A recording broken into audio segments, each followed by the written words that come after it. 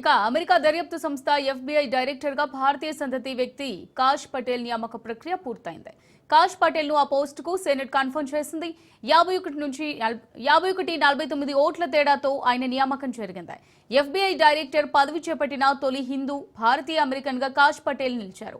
అమెరికన్లకు హాని చేయాలని చూసే సహించబోరని ఎక్స్ వేదికగా పోస్ట్ చేశారు.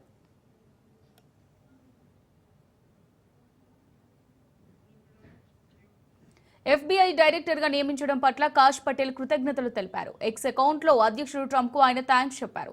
ఎఫ్బీఐ దర్యాప్తు ఏజెన్సీ పారదర్శకత, బాధ్యత, న్యాయానికి మారుపేరని ఆ సంస్థను పునర్నిర్మించనున్నట్టు తన పోస్టులో కాష్ పటేల్ తెలిపారు.